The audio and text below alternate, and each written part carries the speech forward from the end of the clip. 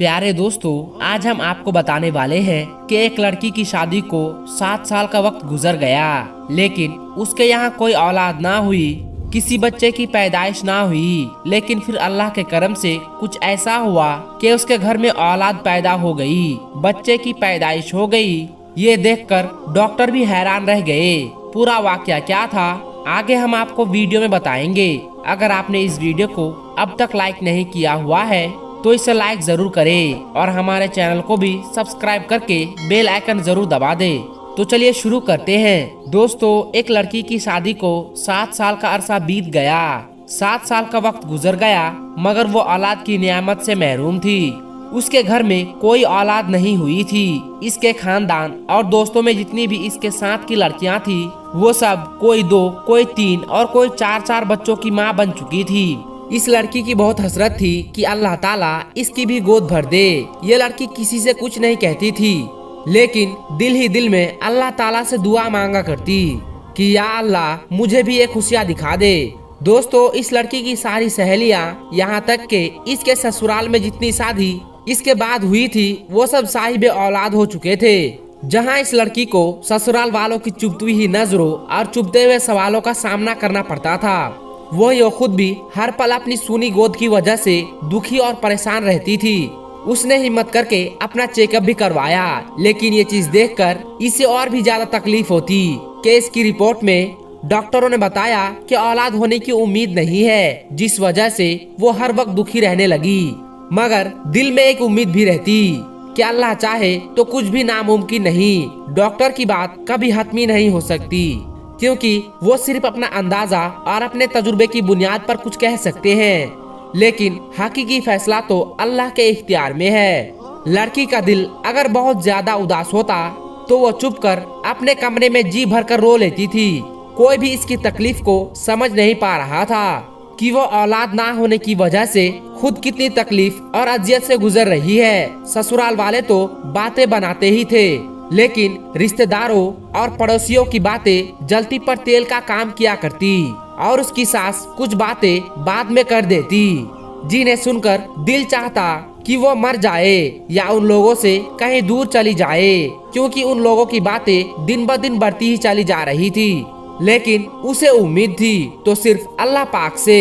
वो हर नमाज में रो रो कर बस अल्लाह से एक ही फरियाद करने लगी कि वो इसे औलाद की नियामत से नवाज दे। जैसे जैसे लोगों के ताने बढ़ रहे थे, उसी तरह उसकी इबादत भी बढ़ रही थी।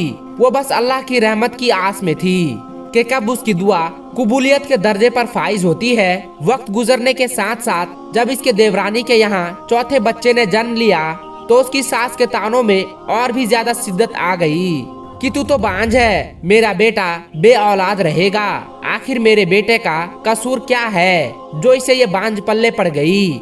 एक दिन वो अपने देवर के बच्चे को गोद में लेकर प्यार कर रही थी कि ना जाने उसके दिल में क्या हुआ कि बच्चे को वहीं पर लिटाकर अपने कमरे में आई और ऐसा रोई कि सब घर वाले जमा हो गए। उसके दिल की हालत समझे बिना ही सब ये सोचने लगे कि ये देवर के बच्चे से जलती है, हसद करती है, देवर के बच्चों से नफरत करती है, इसलिए रोती है। मगर उन जाहिलों को कौन समझाए कि अल्लाह ताला ने तो इसे ऐसा दिल दिया ही नहीं जो किसी से जलने वाला हो। वो तो उन लोगों में से थी जो अपनी खुशियाँ भी किसी को दे दे, किसी और की झोली में डाल दे, जो अपने मुंह का निवाला दूसरों के मुंह में डाल दे। वो तो बच्चे को प्यार करते वक्त अपनी सूनी गोद में इस कदर दिल गिरफ्तार हुई कि खुद पर काबू ना रख सकी, और आज उसके आंसू भी सारे बंधन तोड़कर बहने लगे। बस उसका एक शौहर था जिसने उसे कभी ताना नहीं मारा। उसका शौहर इसे दिलो जान से प्यार करता था। वो उसकी ख्वाहिश को समझ सकता था, लेकिन वो क्या करता, इसके हाथ में तो कुछ भी नहीं था। एक दिन किसी ने कहा कि अपने शौहर के भी टेस्ट करवाओ। पहले तो इस बात पर बहुत हंगामा हुआ, लेकिन फिर बाद में उसके शौहर ने कहा कि टेस्ट करवाने में आखिर क्या हर्ज है। उसके शौहर का टेस्ट करवाया गया। जब रिपोर्ट सामने आई तो वो ठीक नहीं थे। फिर तो घर में एक तूफान सा आ गया। सब कहने लगे कि अब इस लड़की को फारिग करो, हम तुम्हारी दूसरी शादी करेंगे।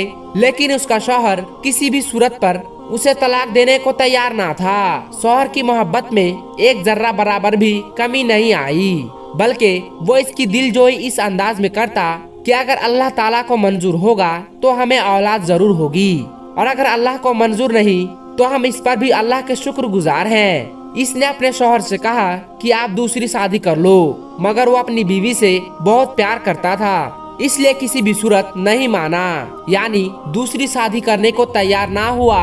एक दिन उसकी सास ने बहुत लान तान किया, यहाँ तक कह दिया कि तुम चाहती ही नहीं कि हमारे घर खुशियाँ आए, मेरे बेटे का भी कोई वारिस हो, तुम बदज़हनी नहीं बल्कि बद दिमाग भी हो। सास की जली कटी बातें सुनकर ये बहुत परेशान हुई और फिर इसने वजू किया और नमाज के लिए खड़ी हो गई।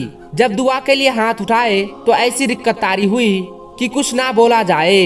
वो कुछ नहीं बोल पा रही थी।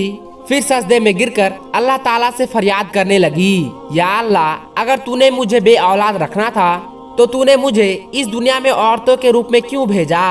औरत तो पूरी औलाद से ही होती है, तो फिर मेरे वजूद को अधूरा क्यों रखा? या अल्लाह, सारी दुनिया के डॉक्टर चाहे जो मर्जी कहे, मुझे बस तेरा ही आसरा है। या अल्लाह, मेरी वजह से मेरे शौहर को तकलीफ और इस महरूमी से ना गुजार। या अल्लाह, तू हर चीज पर कादिर है।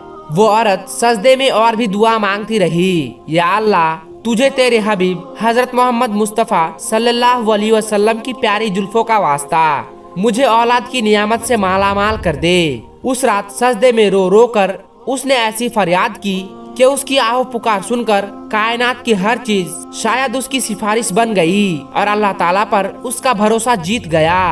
और फिर चंद हफ्तों के बाद वो हुआ जिसकी किसी को भी उम्मीद ना थी। डॉक्टर बार बार उसकी रिपोर्ट देख रहे थे। फिर उसको जिंदगी की नवील सुनाई गई कि वो माँ बनने वाली है। ये सुनते ही उसने बिना किसी की परवाह किए वो हॉस्पिटल के फर्श पर सजदा रेज हो गई और अल्लाह ताला का शुक्र अदा किया कि या अल्लाह, तेरा शुक्र है, तेरा करम है, मुझ गुनाहगार की तूने सुन ली। तो दोस्तों, चाहे कुछ भी हो जाए, कभी भी किसी भी हालत में मायूस नहीं होनी चाहिए। बेशक अल्लाह ताला जो चाहे वो कर सकता है। लोग कुछ भी कहे, बस अल्लाह ताला पर मुकम्मल भरोसा रखे, ना कभी किसी का बुरा सोचे, ना बुरा करे, दिल की जमीर को हमेशा पाक रखे। प्यारे दोस्तों, एक दूसरे के लिए दुआ मांगना बहुत अच्छा और बेहतरीन अमल है, इसलिए एक दूसरे के लिए दुआएं मांगा करें।